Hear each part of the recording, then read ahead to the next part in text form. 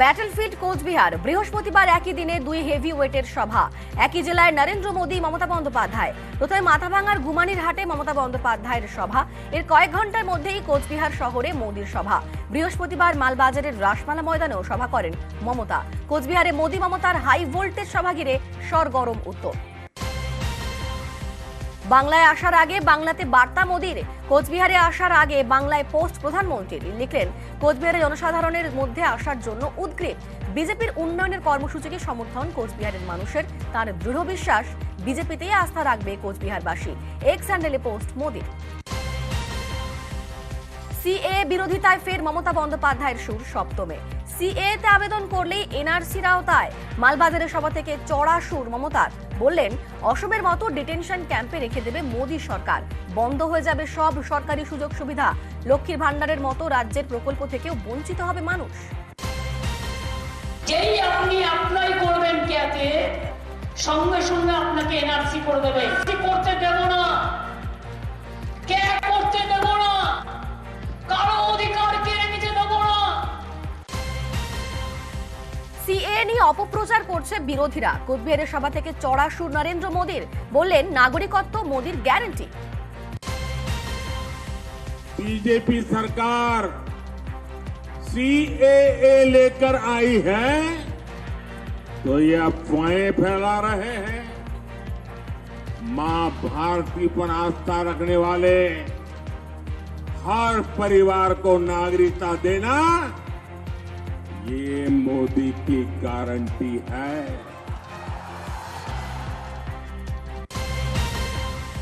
Uniform civil code, এক দেশ এক আইন। অভিন্ন দেওয়ানি বিধি চালু হলে নাগরিকের ব্যক্তি স্বাধীনতা খর্ব হবে। ইউনিফর্ম সিভিল কোড চালু হলে ব্যক্তিগত বিষয়ে হস্তক্ষেপ করবে বিজেপি। জলপাইগুড়ি সভা থেকে সুর চড়ালেন মমতা বন্দ্যোপাধ্যায়। এরপরে তো শুনছি ইউনিফর্ম সিভিল কোড করবে, অর্থাৎ মুসলিমদের বিয়ের পদ্ধতি আলাদা, হিন্দুদের বিয়ের পদ্ধতি আলাদা, হিন্দুদের মধ্যে নানা ধর্ম ট্রাইবালদের পদ্ধতি আলাদা। এটা মহা আশ্চর্যজনক এক দেশ হয়ে গেছে। ভোটের আগে পুলিশ প্রশাসনের কর্তাদের বদলিতে খড়গহস্ত মমতা। বললেন, রাজ্যের অফিসারদের বদলি করা হচ্ছে। কেন্দ্রীয় সরকারি এজেন্সির অফিসারদের বিরুদ্ধেও তো অভিযোগ রয়েছে। তাদের বিরুদ্ধে কি ব্যবস্থা? কোচবিহারের সভা থেকে এই প্রশ্ন তুললেন তৃণমূল নেত্রী। রাজ্য সরকারি অফিসারদের ট্রান্সফার করছে। তোমাদের যারা কেন্দ্রীয় সরকারি এজেন্সি, এনআইএর নামে, সিবিআই এর নামে, ইনকাম ট্যাক্সের নামে ঘুরে বেড়াচ্ছে, তাদের কজন ট্রান্সফার হয়েছে? তাদের কজনের বিরুদ্ধে পানিশমেন্ট হয়েছে? কোচবিহার থেকেই ফের বিএসএফ ইস্যুতে চড়া সুর মমতার। ভোটের আগেই বিএসএফ কে নিয়ে গ্রামে গিয়ে ভয় দেখাবে বিজেপি। অভিযোগ পেলেই ব্যবস্থা নেবে রাজ্য। মাথাভাঙা সভা থেকে হুঁশিয়ারি তৃণমূল নেত্রীর। এবারেও দেখবেন বিএসএফ নিয়ে বিজেপির প্রার্থী আপনাদের এলাকায় গিয়ে গিয়ে ভয় দেখাবে। ভয় দেখালে মেয়েরা ডায়েরি করবেন থানায়। নিশ্চিন্তে থাকবেন, আমি দেখে নেব। ভয় দেখালেই ডায়েরি করবেন, বলা থাকলো। আর যদি কোনো পুলিশ স্টেশন ডায়েরি নিতে অগ্রাহ্য করে, স্টেট আমাকে লিখে পাঠাবেন। উত্তরবঙ্গ আমার একটা সেক্রেটারিয়েট আছে। কমপ্লেন যে কোনো সময় যে কোনো কারো থ্রুতে নেওয়া যেতে পারে।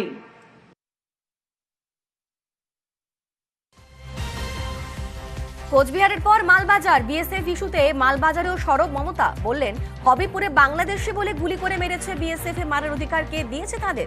প্রশ্ন তৃণমূল নেত্রীর।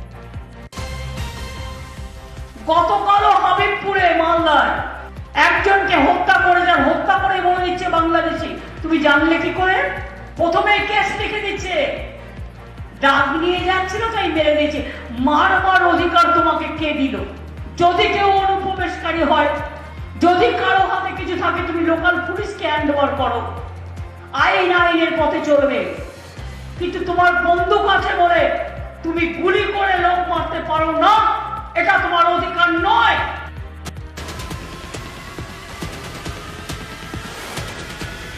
শক্তিমান।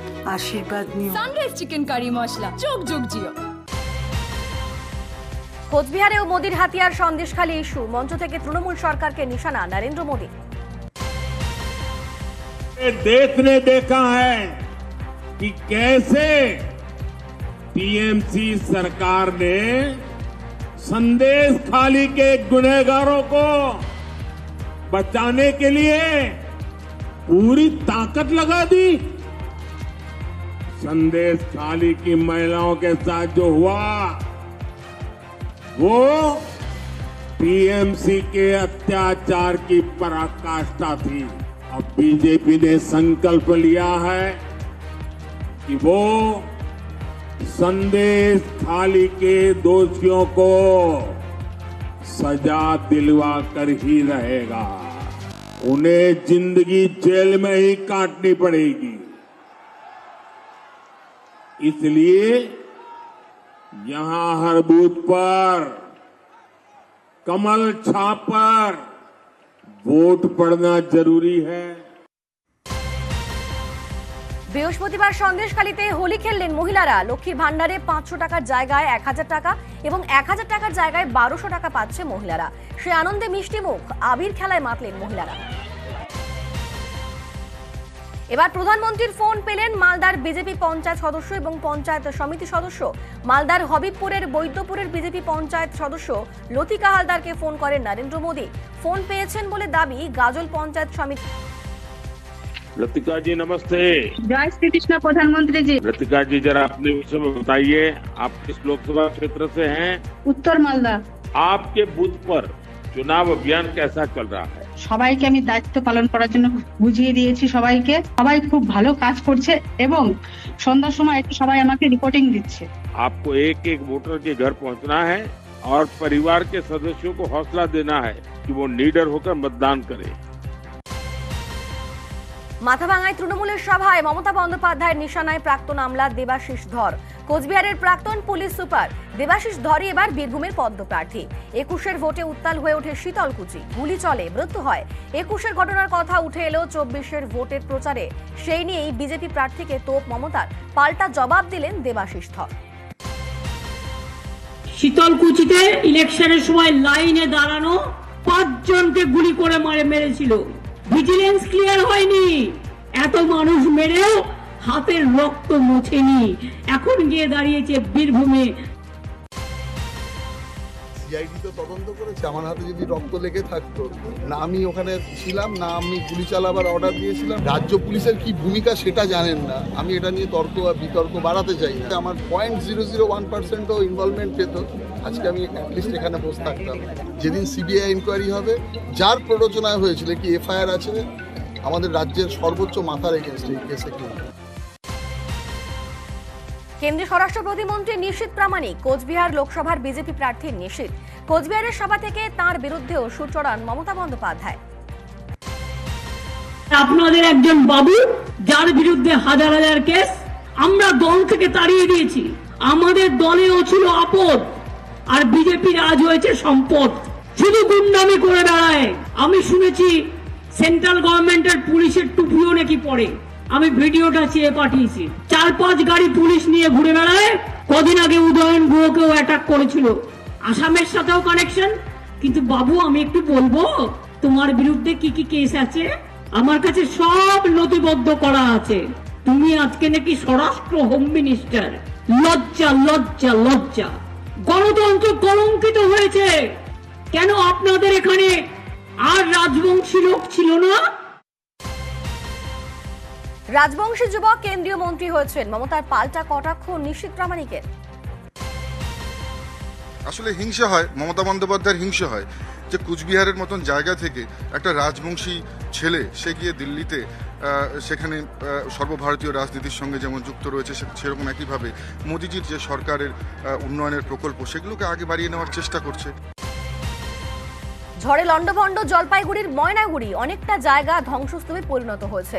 দুর্গতদের জন্য বাড়ি তৈরি করতে চায় রাজ্য সরকার, কিন্তু নির্বাচনী বিধির গেরোয়ে জট তৈরি হয়েছে।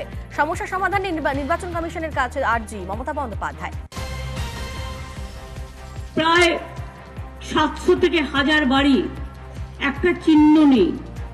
এমন ভাবে ঝড়টা হয়েছে, এইটা ঝড় জলের সময়, আর এমন সময় ইলেকশন হয় আমাদের, যে আমাদের দুর্ভাগ্য। এই যে ক্ষতি হয়েছে 5,000 বাড়ির, আমরাই করে দেব। শুধু ইলেকশন কমিশনের কাছে রিকোয়েস্ট আছে, এটাকে ঝুলিয়ে রাখবেন না। মালবাজারের পর এবার জলপাইগুড়ি শহর। আজ তৃণমূল নেত্রীর জনসভা। জলপাইগুড়ি শহরের এবিপিসির মাঠে শেষ মুহূর্তের প্রস্তুতি। লোকসভা ভোটের প্রস্তুতি খতিয়ে দেখতে জেলা ধরে ধরে বৈঠকে অভিষেক বন্দ্যোপাধ্যায়। এবার নজর জঙ্গল মহলে। বৃহস্পতিবার ঝাড়গ্রামে সাংগঠনিক বৈঠক। 19-এর বিজেপির জয়ের পর 21-এ জমি পুনরুদ্ধার তৃণমূলের। 24-এ লড়াইয়েও সেই ফল ধরে রাখতে কি স্ট্র্যাটেজি? আদিবাসী ভোট টানতেই বা কি হবে রণকৌশল? জেলা নেতৃত্বের সঙ্গে বৈঠক করলেন অভিষেক বন্দ্যোপাধ্যায়। তীব্র গরমকে উপেক্ষা করেই ময়দানে কীর্তি আজাদ। দুর্গাপুরের সভাপুর এলাকায় জনসংযোগ কীর্তি আজাদের। প্রচারের মাঝে বাঞ্জোর তালে নাচলেন প্রার্থী।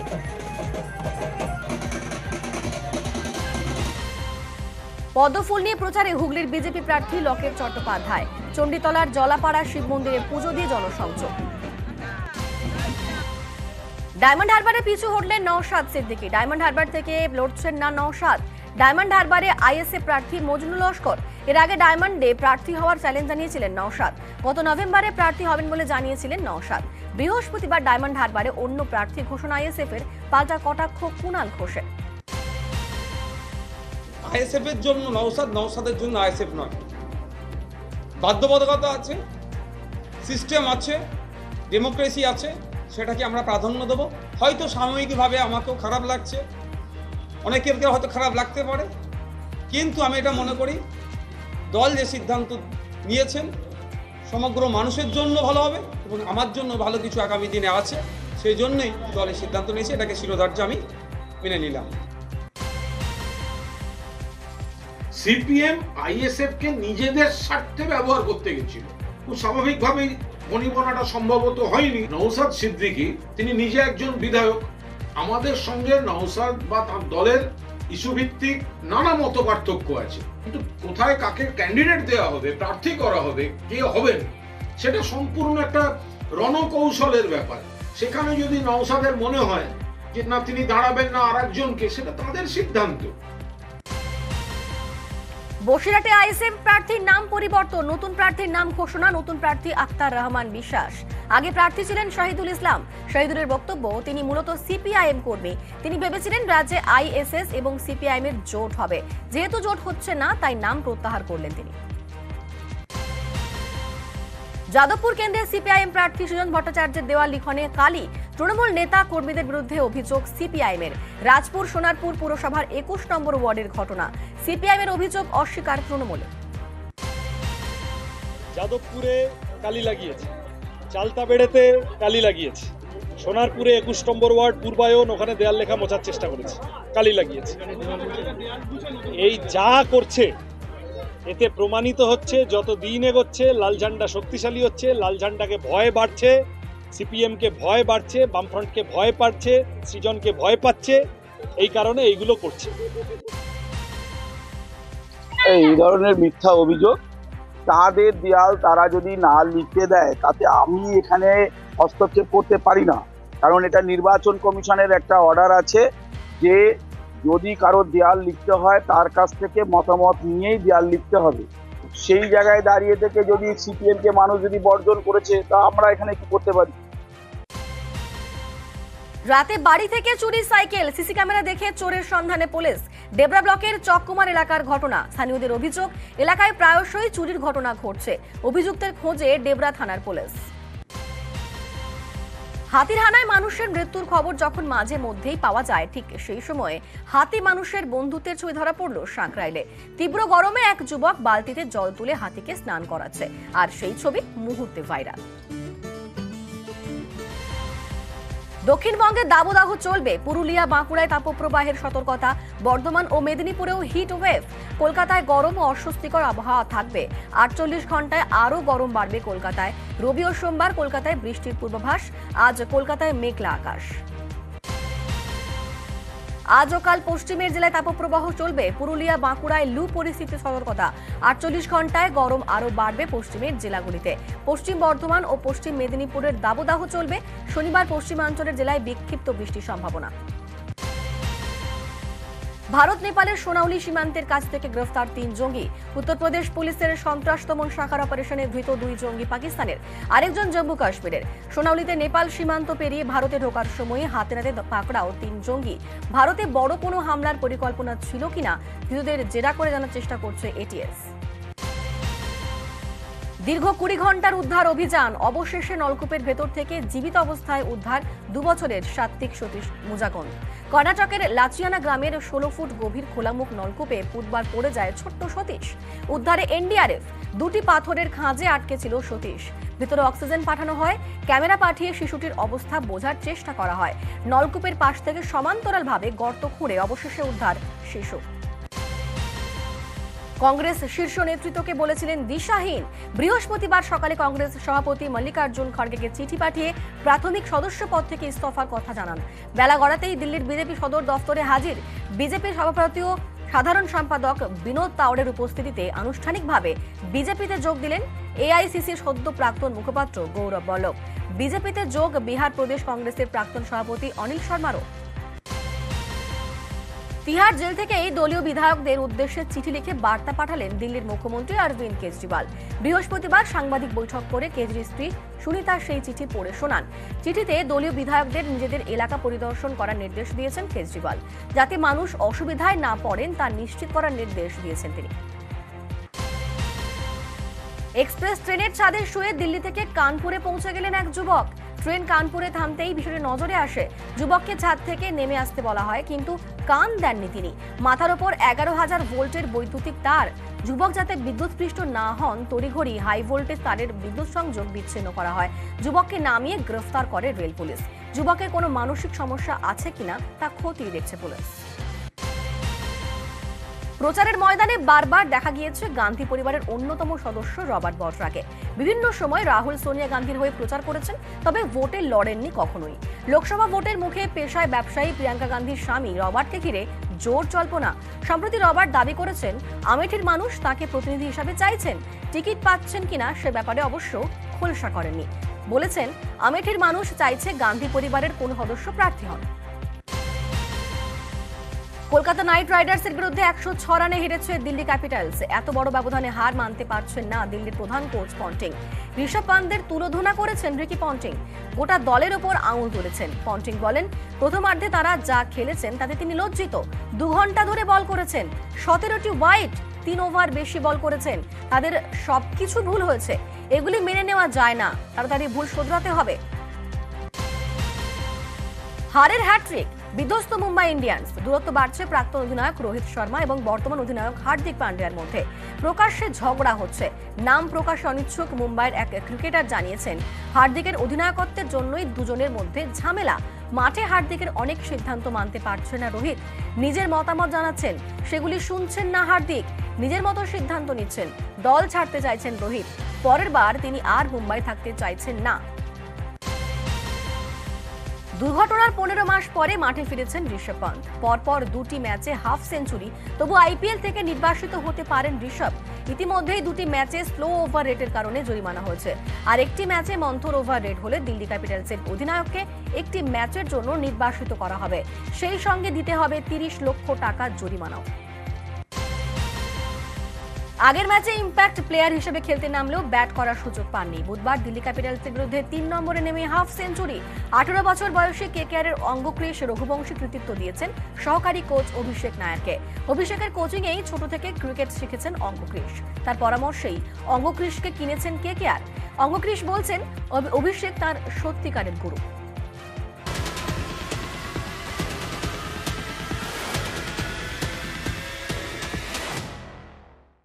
মর্নিং সুপারফাস্ট নিবেদন করল